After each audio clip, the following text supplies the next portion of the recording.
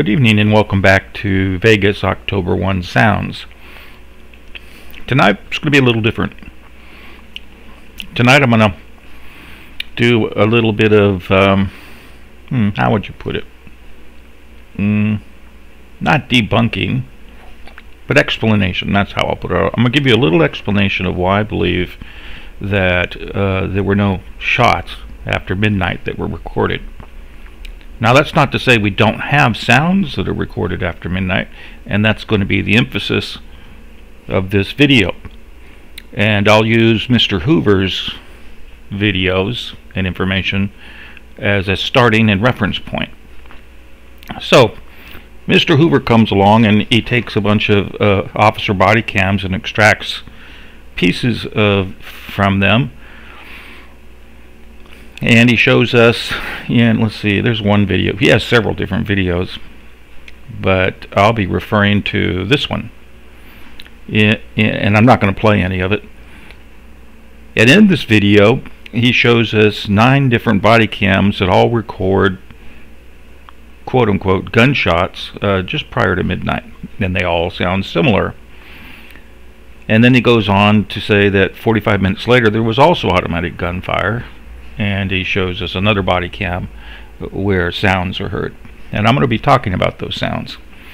But first let's talk about what constitutes gunshot sound. There's a lot of sounds in this world, but very few are gunshot. And so when you look at a piece of audio to determine whether or not there's gunshot sounds in it and characterize them, there's always a standard set of questions to ask yourself. Namely, what is the duration of the sound? What are the frequency signatures? Do they comply with known gunshot sounds and calibers of weapons? What is their timing with respect to other things? And what are the context? So in this case, I'm going to be very, very specific, and I'm going to start by asking those questions of existing audio that we have. And on the screen, you'll see at the top pane up here is a log frequency spectrogram of the Corey Langdon video, and this is the first set of gunshots which aren't echoes. And then on the second pane down here is the same log frequency spectrogram of the same volley recorded out near and under the center of the stage. So let's talk about what we see so that we know what gunshot sounds look like and what we might predict. Now, not all gunshot sounds sound like 2 through 3 calibers. I mean, for example, you can have subsonic, which, if you're lucky, you'll hear the bullet go by, or if you're not so lucky, you'll hear the bullet go by. You can have pistols, which have no supersonic crack. You can have loud crack, loud muzzle, or any combination of soft and loud cracks and muzzles that you can think of for most rifles. You can have a rifle like a .22, which doesn't produce a crack very often. But normally you can group these sounds into 2 things. One is a fairly low frequency boomish type sound, which is created by the exploding gases coming out of the gun, and the other is the snappy like crack thing, which is the product of the bullet breaking the sound barrier. But in all cases, these sounds, if they're real gunshots, actually have a very specific characterization. And if your equipment is good enough to record them, then you can, the better the sound equipment, the better you can characterize them. The sound equipment itself, alters the way the sound hears, and I've been over that a couple different times. But anyway, let's look at these things. The first thing you'll notice here is that in the top waveform, which is the Corey Langdon video, and this is the 3rd burst of volley 5. That's always where I start when I like to start explaining things, because it's short, the few number of shots, it's normally very prominent and brilliant for most encounters. And if we have to do manual calculations, we can, because it's not like trying to figure out where the 100th sonic crack is. And in this one, there's 8 rounds fired. Now you notice immediately that there's 2 different looks to these things, and some people will say, well, whoa, wait a minute, that doesn't look like the same round. Well, If you've listened to my channel, you know that each recording location records, one, a different portion of the sound waves coming, and two, a different sound with regards to the supersonic snap crack. And this is what you see. Here you see the 8 supersonic cracks preceding 8 muzzle blasts.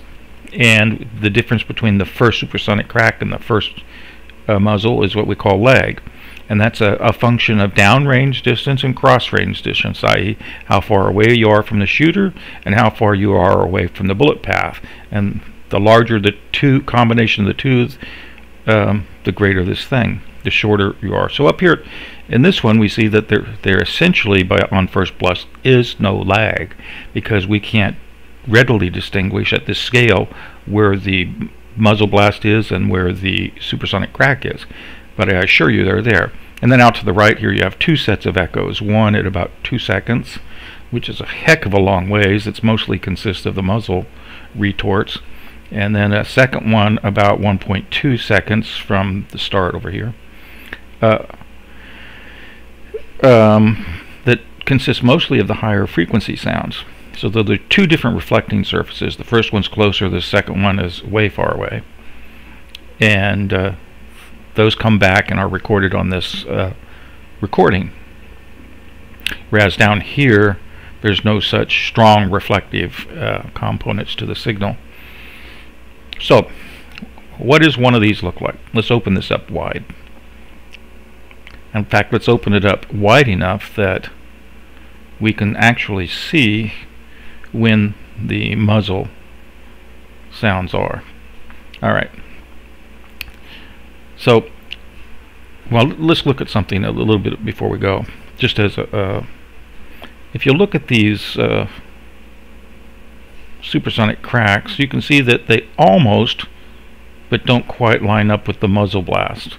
But the muzzle blasts always line up unless there's movement in either the recording or the shooter.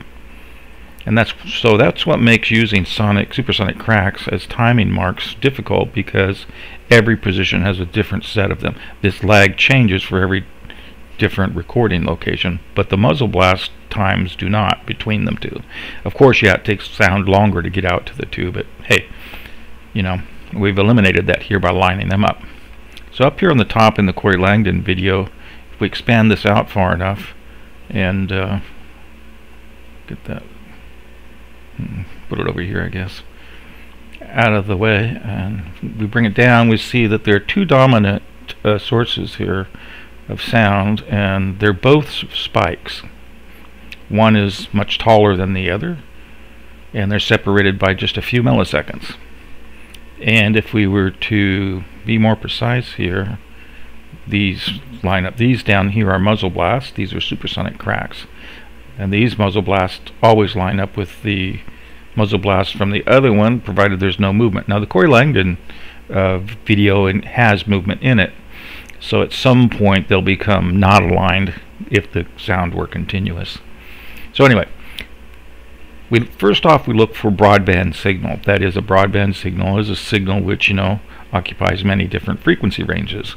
And the supersonic crack, when you are close, which the Lord Corey Langdon video apparently is, has a much taller spike than down here, where the signal has had to travel away and its components on both at the high end and at the low end have been absorbed.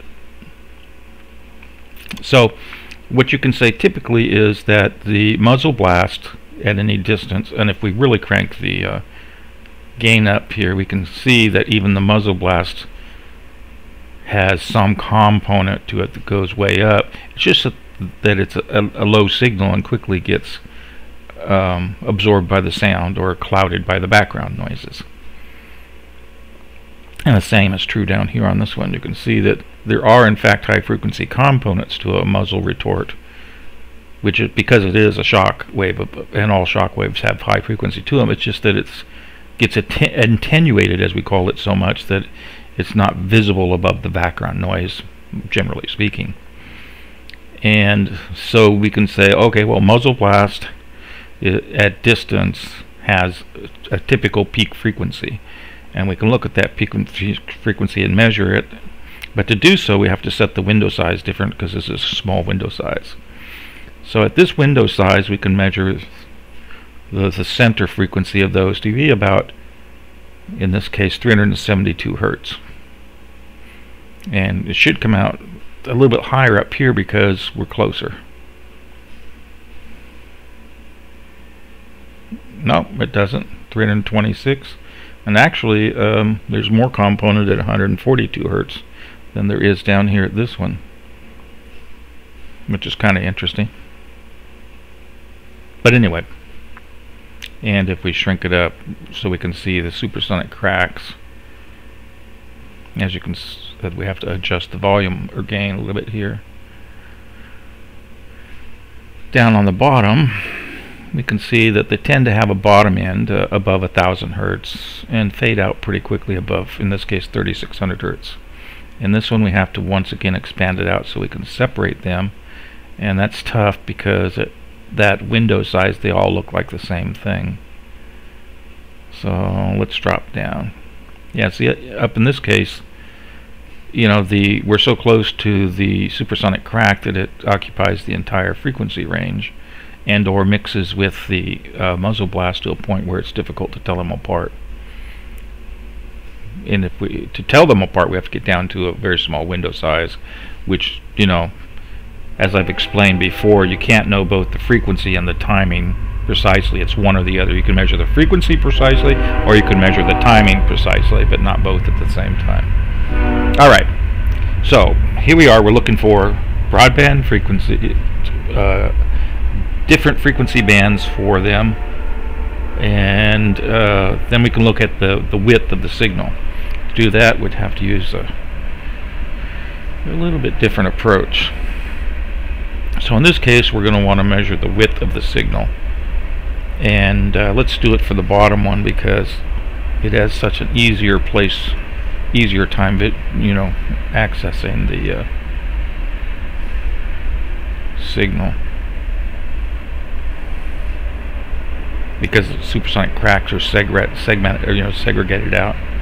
All right, so if we go over to this one, for example, on the bottom here, and measure the width of the first supersonic crack by measuring the first wave of the signal,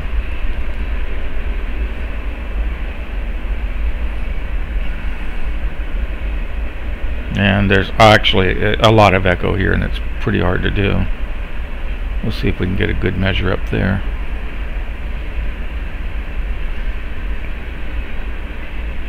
Alright.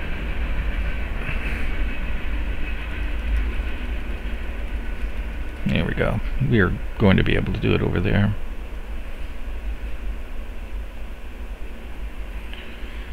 Okay. So in this case, there we go.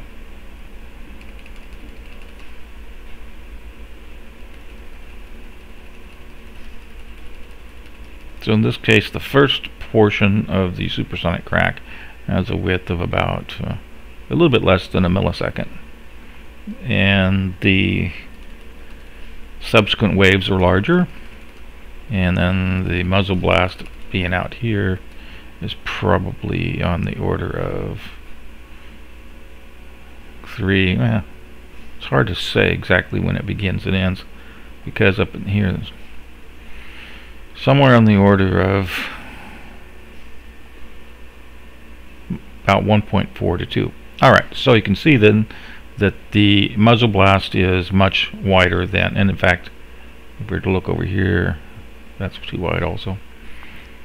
Anyway, the muzzle blast is 2 to 3 times wider than the first portion of the supersonic crack, the first impulse wave of the supersonic crack. So now we've measured the duration, we've kind of looked at the frequency response, we've looked at the center frequencies and all this stuff. We looked at them on spectrograms, so we get a good idea of what they might look like. So let's go ahead and pull up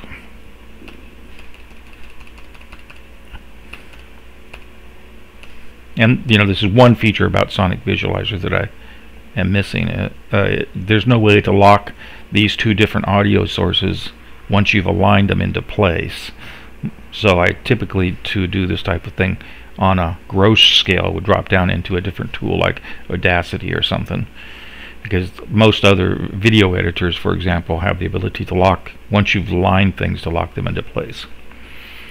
Okay, so we have a basic understanding of what a gunshot sound looks like.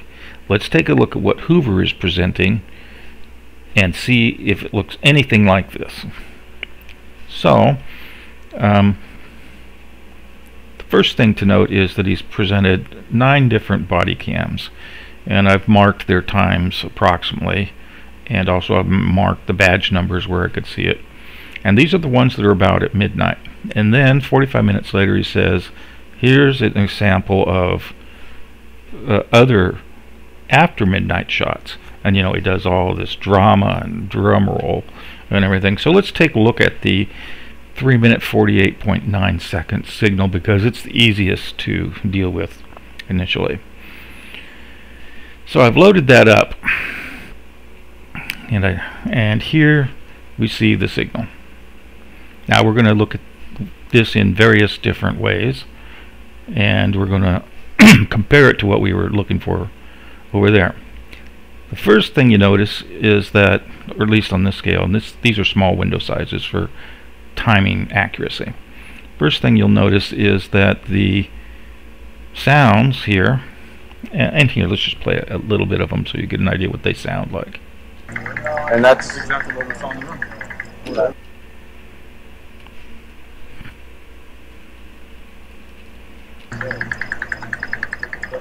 Kind of sound like a little beetle rubbing its legs together, in my opinion. But anyway, the first thing we notice is that there's no broadband to them. That is, it's a very well-defined region that the log frequency plot shows, and even if we change it to measure the frequency more precisely, you'll see that it becomes even narrower, and we can measure the frequency at right about 1750 hertz. So 1750 hertz is in the supersonic crack range, right? Right. And we would expect big spikes for the supersonic crack if they were present. We also notice then at this that there's no low frequency component to any of these signals in a substantial way. Even if I turned up the gain, there's very little down there, and that's really exemplified in the spectral contrast plot down below. On the power spectrum, however, we do see some spikes in the upper frequency ranges, but there's not much energy associated with them. So let's take a closer look at those. Okay, so those spikes, they don't come ahead of, they come after or at the same time as the low frequency energy, which that just violates all the gunshot things for a combination of supersonic crack and muzzle blast, in that the supersonic crack always has to come first. So already we got 2 strikes. There is no broadband component to any of these things. And now the killer is, one of the killers anyway, is when we get down here and we look at the signal themselves, what does it look like? I'll just pick one. They all look about the same.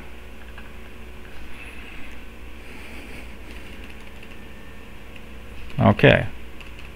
There's no sharp rise and fall to anything.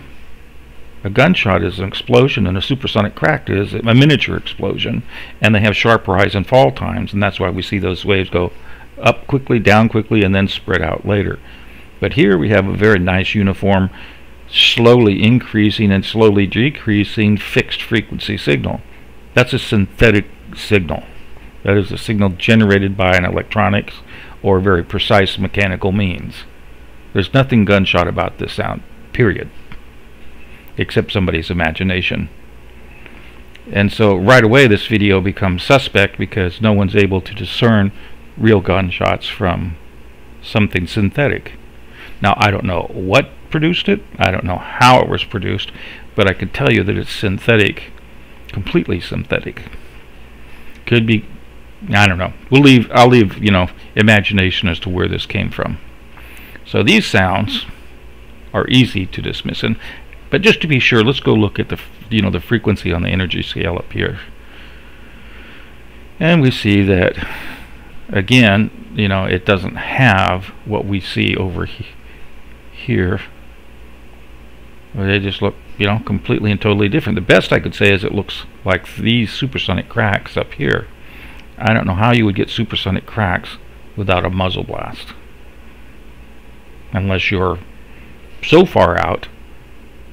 But even then, when you're so far out, the bullet would not be supersonic, and the supersonic wave would not last that long to reach you in any case. So back to Hoover. Alright, well, hey, we still got 9 other body cams to go here, folks. Let's start looking at those. So those were the after midnight shots, and they really didn't give too many more examples of the after midnight shots. Alright, so back over here to my little table, and we've got 9 of them. The 9th one was a guy driving inside his police vehicle with the windows up, and it turned out to be the best quality signal of the lot, and he's up near the Bellagio or something. So let's find number 9. I think I have them labeled. Yeah.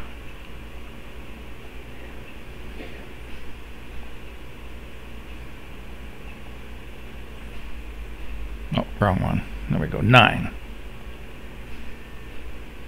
Alright. So here we go. And you see them down there. Now these start to look like gunshots.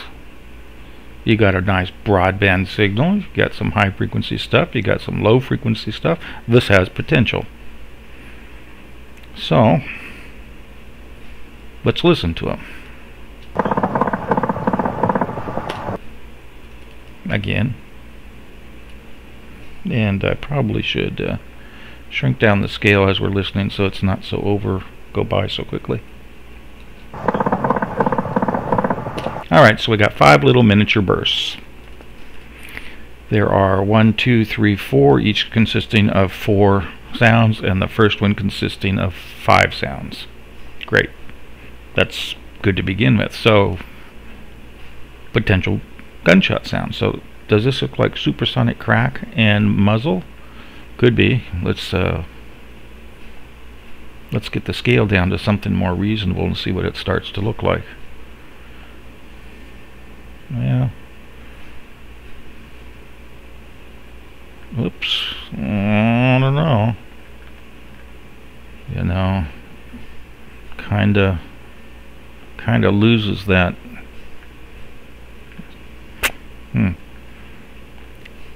I can't really see anything. We'll amplify it out here in a minute. Up there. Once again, sometimes that big spike occurs after the main volume, but it's still plausible. So let's expand it out further, go down a tighter resolution on everything, make sure everything's logged so I can see the lower frequencies, and adjust the gain down and see what I see. Oh, okay. So we see 2 signals there, potentially 2 signals. I'm going to see potentially 2 signals there. And if we expand them out, we can kind of measure them as being about 6 milliseconds apart. Maybe a little bit less.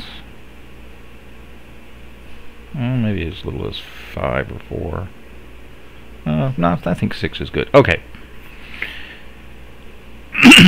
So we got 2 signals. Is one higher frequency? I don't know about that. If we jump back over and measure the frequency, up the amplitude, can't tell them apart really. But assuming this went through there, let's just see. 150 some hertz. Well, that's okay. Top end. 268, that's okay. Bottom end for the higher frequency one, 274. Upper end, 1400. That's a little low, but it could be a different caliber and all that. Okay, so we're still okay. So at this point, it's still possible that these are gunshot sounds. I can't conclusively measure the lag because that could just be a reflection, and but what we can say is the following: we're inside a patrol car, and the only source of sound that's coming so brilliant to us is the radio. So these are coming over the radio as we're driving, because if they were coming from anywhere else, the whole nature of them would change as we're driving. So how do we get such a close-up, present, and brilliant set of gunshots coming across the radio? Somebody somewhere would have to be right next to and on top of those the source of the gunshots. So let's keep that in mind and keep that question in our mind, because some other cop cam must have recorded a much stronger signal than what we hear over the radio. Yeah, I understand that you could crank the radio up even for a small signal, but when you do, you'd also crank up the background sounds, and we don't see background sounds. And then you'll say, well, Richard, you've been telling us how gunshot sounds are loud and they dominate the background. I do, but radios always have static in them, don't they? Yeah, even when you have extremely loud signals. And in this case, I don't see it. So now I've got a conundrum here. What is this signal and where's it coming from? But let's take a look at the measurement. Let's measure this puppy down. Let's measure it to its gnat's ass. So the first thing we do is start by making some crude measurements, and we say that this one's peak to peak is 0.180. This one's 0.185. This one's 0.18345. This one's 0.18. You go, oh, whoa, wait a minute now. Every single one of those 4-shot bursts is the same length for all practical purposes. Red flag. Even with machine guns, there's greater variance than that. So now we got a red flag. So, and then of course we have to deal with this thing up here. But if we measure just the first 4, you go, so the first four rounds, or whatever, these first 4 noises of the one that's 5 long are identical in length to the remainder 4. Well, that's got me doubly worried now. So now I'm looking at this and going, okay, well, what's the gap between these things? So I'll go, this is crude, so I go 0.183, 0.184,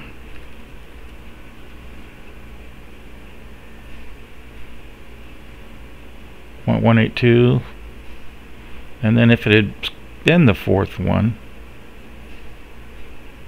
182. Okay, I'm getting the picture now. So what we have here is what we call, with the exception of this odd little man out here, the 5th one of the first round, what we have is a precise 50% duty cycle. All right. Now we got 3 red flags. You can't, I mean, if there were a gun that had a 4-round burst and a 5-round burst somehow, then they would have to be manually activated, typically. So you'd have to be able to, with your trigger finger, down to 1 millisecond, activate each burst of 4 rounds. I think you're starting to get the idea of why I don't think this is real gunshot sound. Alright, so I go, well, now we got 3 red flags, kind of looked like gunshots initially, but now the timing of them is suspect. Alright, fine. Let's look at the energy. Let's look at this energy over and over and over until we can't stand it. What's it doing? Wow. Okay. Well, for the most part, we see, what do we see? Let's make it bigger.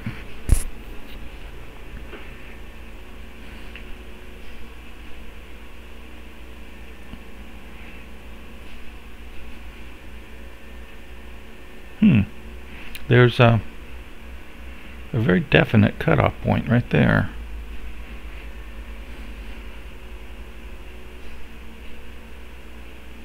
That bothers me too. I mean, each round having exactly the same energy expenditure? Not likely. For example, let's pop back over to this and make sure I'm not fooling myself. Okay. Well, let's measure. Let's look at. Oh, we don't have energy up here. Well, let's put one on. Let's put a. Oh, we can just change it, can't we? We can change it from a linear to a dB squared and go green, and that'll give us close enough to energy. And then let's start drawing lines here. Yeah, well, there's some variation there. See, from there, there's a group, and then there's a spread, and then there's a cutoff. What about down here?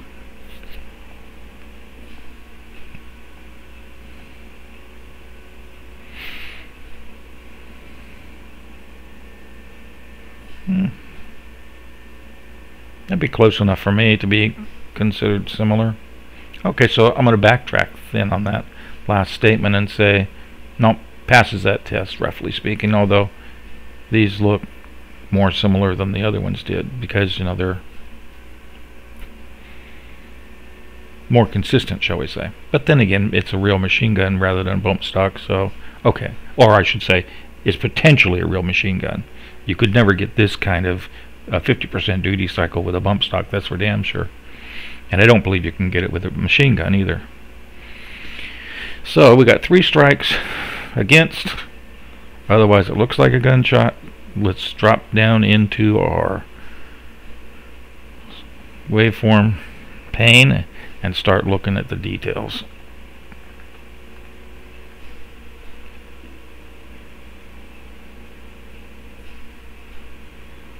Okay. So we have 1, 2, 3, 4 components to each wave. 1, 2, 3, 4. That's a little strange, but hey. Are they all that way? 1, 2, 3, 4. I don't know if that was 1 or not. There we go. 1, 2, 3, 4. 1, 2, 3, 4. Gee, I wonder why we got exactly the same signal at every place. 1, 2, 3, 4. You notice the similarity of these signals at every place. Starts out with this little one going up and down, then one which is jagged, and one which is jagged, and then one which is kind of flat on top. Yeah, okay. It fails the waveform test. On the other hand, let's look back over here at I don't know, pick one. Let's pick, we were over this. Let's go back to linear log frequency plot. Use the sunset range of gain. And then slap on a waveform on each of them. And let's look at it. I think I need it to be white. Alright, so this signal has a short one, a wide one close, and then a wide one and a valley. So we'll call it that. Okay, anyway, then we bump over to the next one. Much different valley on that one. If I shrink it down, I could get them both in there, huh?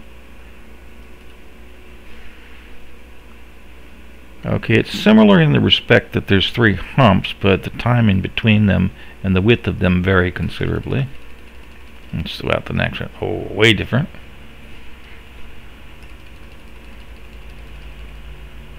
That one kind of looks like the last one, with some minor variations. Whoa, yeah, definitely different. Oh, forgot I only had 8 shots. Okay.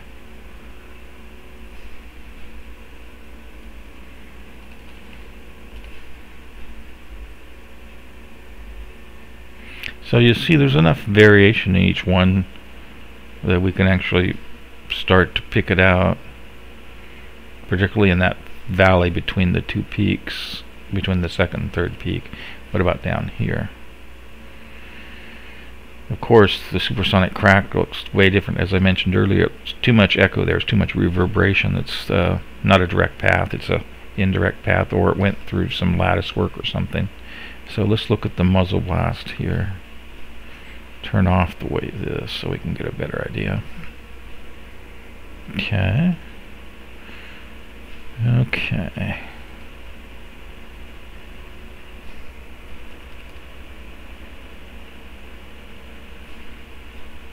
Yeah, you see, once again, if you look at this and compare it to that, where they fall below the line, where they fall above the line, the ratio of this peak to that peak, this peak to that peak, they're different.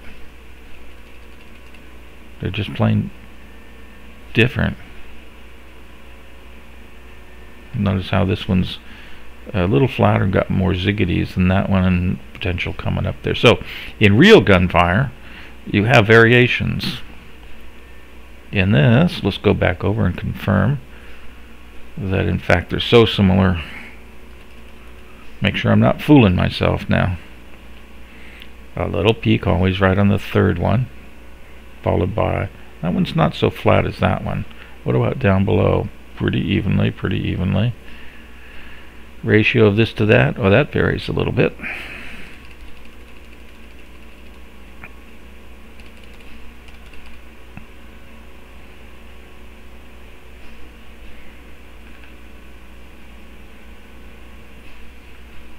There is a little variation, but not like on the other one.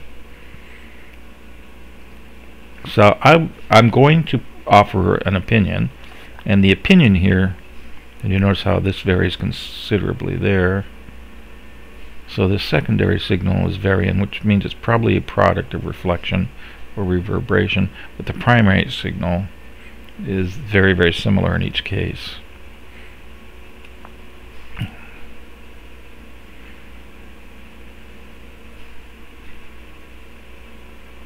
More so than with the gunshots over from Vegas. Now that one's a little bit different. And this one's a little bit different. So I'm just going to call that half of one, half of the other. It looks suspicious to me, but it's not conclusive. Okay.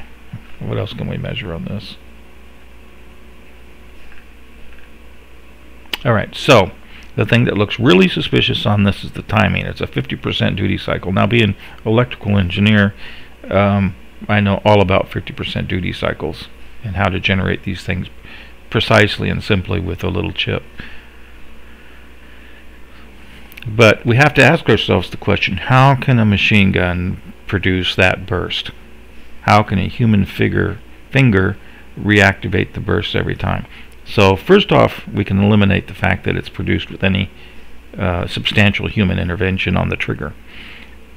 We could arrange for a trigger device to do that, but then how the hell did this fifth one come in? And why does that fourth, if you eliminate that fifth one, why are those four identical to all these others? So we got some big suspicion here. Now let's go look at some of the others. So let's go pick one. Let's see. Inside somewhere, white marble. Let's go look at number 6. Oh, how about we go look at the McDonald's one on number 3? Let's go look at. Let's just look at them all, starting with 3 and moving forward and backwards.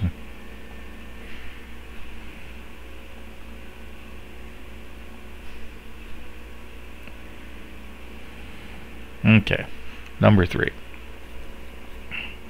And here you can see the transition between clips of video with the background.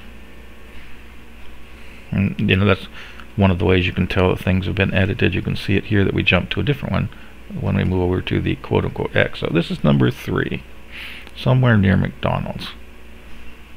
I've got a problem here, Houston. What the hell is up there? And is that something John added? Let's listen.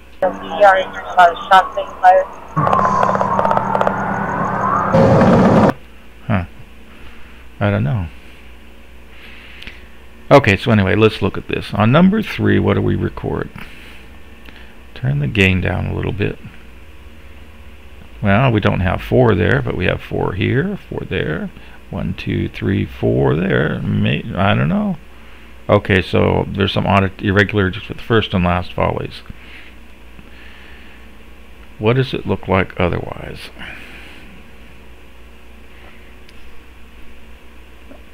Huh. We got this stream of stuff going on here at low frequency that's continuous, quote-unquote continuous. But when you look at the spectral contrast, it really isn't. So there's something going on down below there. We do have these energy pulses. Only this time they're in the, well, let's say, oh, I am on 1024, great. So that lower frequency stuff's at 185, and this is centered around 801. Goes up to a little bit high for muzzle, but otherwise pretty good for muzzle, but no high frequency component. Okay. Right. Alright, let's see if it has the same measurement as the other ones. Pick one. I don't care. Let's see, gap between them. Surprise, surprise, 0.182. Or 181, or whatever you want to call it. Okay. That's good. Well, you know, measure 2 of them, so what's the shot to shot, or... Did I measure the shot to shot? 0.58. Let's call it 58.9. 61.3. 61.3. 58. Wait a minute, how can the last one be identical as the last one in the house? This better not be 61.3. Oh, 62. Almost 63, but I may have measured it wrong.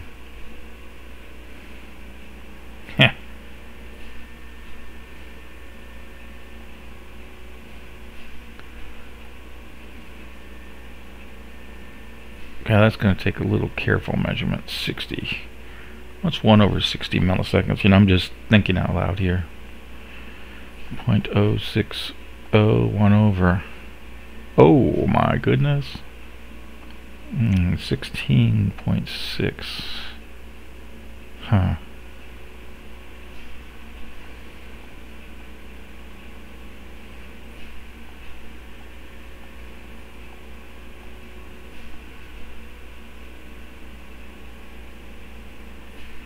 $67 huh?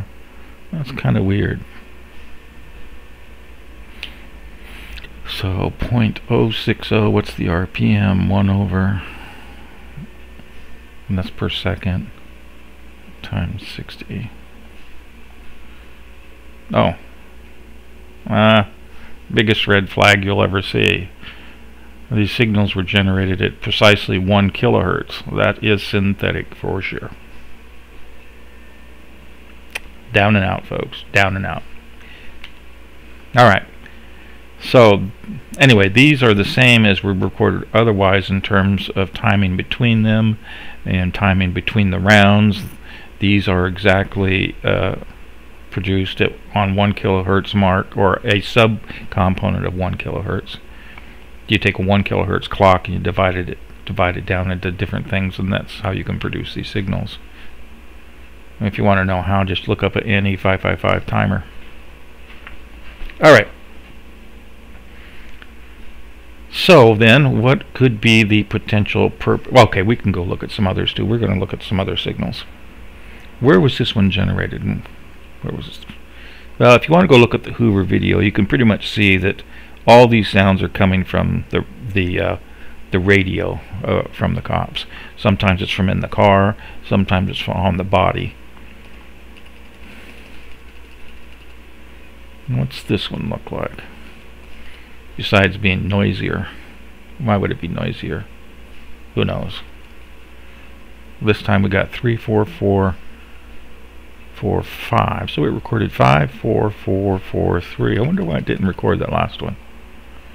Or was it cut off during transmission? Okay. Next one is 5, 4, 4, 4, 4. And again, what's 206? 206. Upside down corner of Russell and the Boulevard. Okay. You could go back on the video and look at it for yourself. But at this point in time, I'm going to have to ask the viewers to lost my train of thought. Oh, there we go. To give me something other than these signals from the radio. If you've got a video of a cop cam or anything actually that records this shots, which are just prior to midnight, that wasn't generated from the radio, please put it in the comments below and I'll look at it. But at the moment, and I'll write this up in a more formal manner, these are synthetic sounds. I do not know their source, and I'm going to have to ponder this a little bit, but these can and probably are generated for a purpose, because we always have this fifth extra pulse here identifying the start of these signal. And so this was put into there as a mechanism for timing, or I don't know. I'm speculating at the moment. I'll have to think about this more seriously. All right, well, let's keep on looking. You ever seen gunshots look like that on Vegas? Me either. Gunshots look messy. There, you know, they're got all sorts of stuff going on. They've got lag, they've got echoing, and all that sort of crud. Particularly when they're recorded on cop cams. So over here, you know, that definitely was no real signal produced nearby. I mean, look at that pure and pristine background. Even if I turned it up, it's probably not going to do much. Yeah, see, you start to get a little noise, but you have to run the amplification up to I don't know how much to get anything. And then also you got this disturbing little stuff in the background up there that's kind of low. I don't know. Alright, let's move on to the next one. There we go. Kind of the same thing as the last one. 5, 4, 4, 3. Well, I don't know where the heck that last one goes. 5, same signal. 4, 4, 3.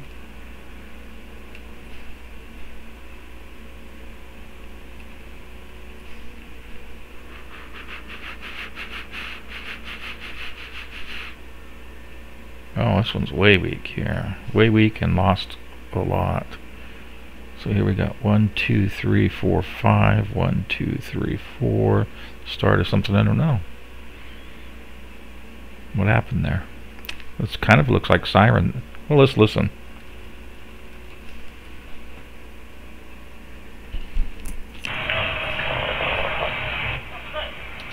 No, I don't hear a siren at all. So what is that signal? What's that signal? Yes, siren. I don't know, it could be at a greater distance. What's the spectral contrast on this one look like?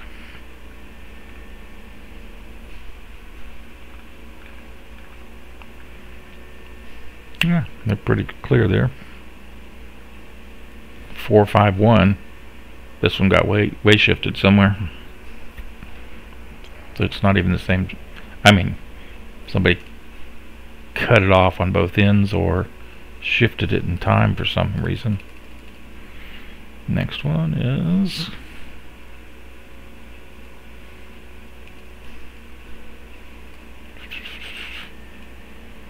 well, that's the 2-minute mark on a camera. I think I've explained that before.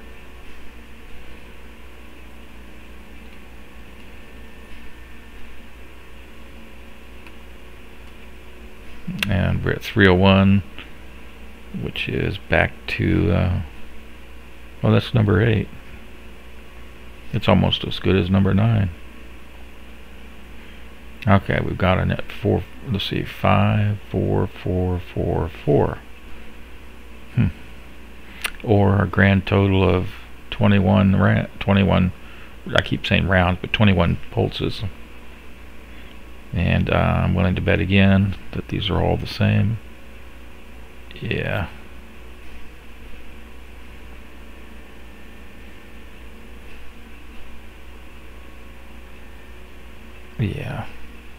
Yeah, that was generated with a 1 kilohertz clock.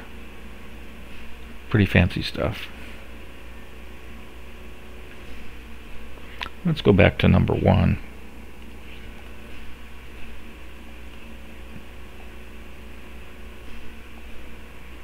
Oh, this one's kind of buried amongst people talking. Well, we can still get a couple measurements here.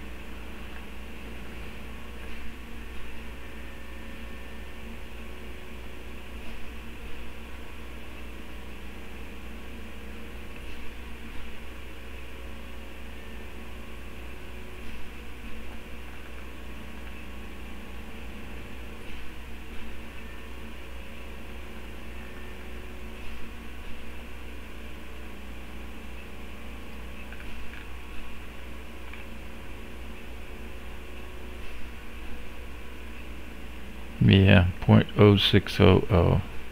Pretty nice 1 kilohertz. Yeah. 0.060. Yep. Yep. But wasn't one of them off a little, or was I just measuring poorly?